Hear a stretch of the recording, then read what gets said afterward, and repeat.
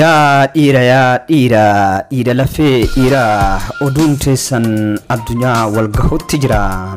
Murannoon keessan murannoo haqaati yoo duutanis duuti keessan bardu agootaati. Malee warra garaaf jedhee saba ofii gurgure takka kaayoo sabaa dhuunfaaf jedheen herre. Kanaaf galmeen keessan galmee gootowwanii keessatti galmaaha. Isin kuftanillee dhalli galmaan gaha.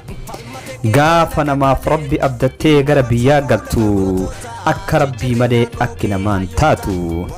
Ati kaayoo kee irraa of duuba mil'atin jabaadhu qabsutti garaa kee muratin.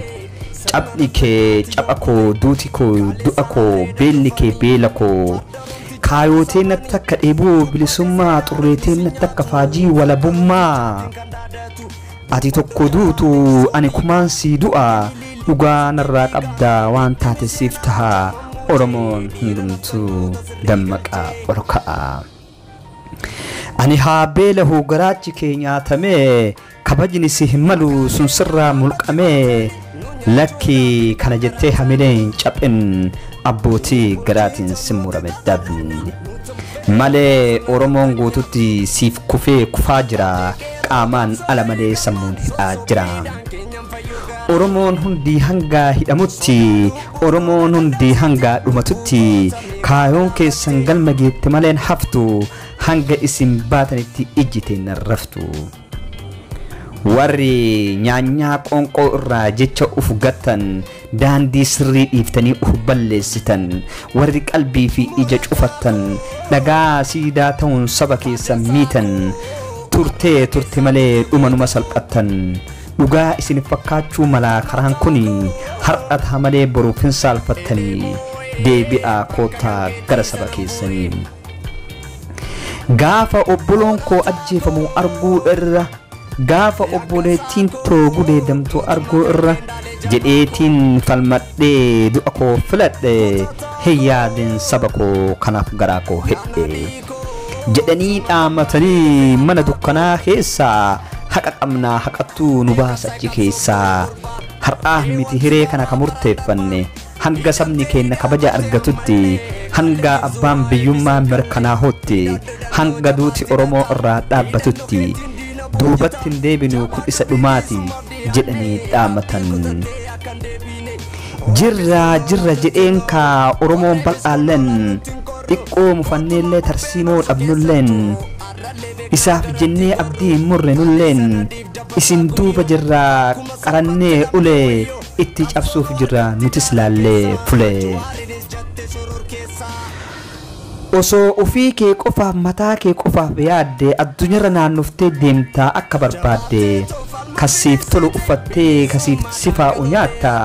Osoo ofii keef yaadde bashannantee jiraatta. Biyya diimokiraasii Ameerikaa lakkiftee biyya dhaloota kee nu dhufte barristee.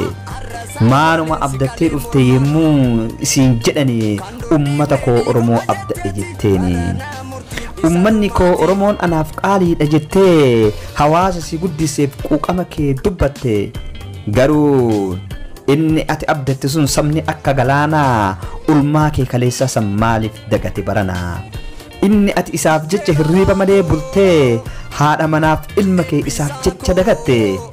Osoo qananii beektuu isaaf qananii yaadde inni waddamuu jibbuun ofii garaa uf wadde. Osoo inni miidhamuu nyaata hin nyaadhu jettee guyyaa 14ffaaf garaa kee hidhatte. Maaliif garaa jabaattee ta'ee du'a kee eegaa. Osoo badhaadhuu beekuu maaliif si dhabee deegaa. Barsiisaa koo jarri abbootii gadaa maalumaaf cal'istanii gaafa qaroon nu jaamee boossuu jilbeeffattanii. Silaa sintu hiikaa dubbii hiika dhabe osoo isin jirtanuu jawween koo gaggabe. Qaalii dhabuuf deemtaa maal taate yaa sabaa. Seenaa garaa hin baane hojjette kaa waan dabaa. Lammii barumsa hawwitee taateree taaddee birruu moo akka mootii torbaffatti nu awwaalta soo jirru. akka jaalmarroo hidhattee hundee diinotaa raaftamu moo akka haacetti dubbattee dhugaa dhukate baafta eenyutu ta'uu barbaada eenyu jedhee si waamu jaal gammachuu naaf taataa isa dhugaaf gidirfamu akka eebbisaa addunyaa dhugaaf sirbii geerrade yookaan akka doktor Maraaratti jechootaan diina weerade akka jaal daawud ibsatti umrii guutuu qabsaa'e yookaan akka Mustafaa Huseen tarree galchii diina akaaye jawaariif baqqeenaaf ta'i dhugaaf guggubadhu yookaan akka ilma dayyaas qomoo kee bira dhaabbadhu akka taayyeef shimallis haqa sabaa hin uggurin akka alamuuf haylus garaa biyya hin gurgurin naaf ta'i waaqoo guutuu goodicha baddaa baale malee hin ta'in goobana isa dhugaa sabaa awwaale dirqama oromummaa bayi harmee oromiyaaf lole akka gooticha bosonaa hattuu fi sobduu qole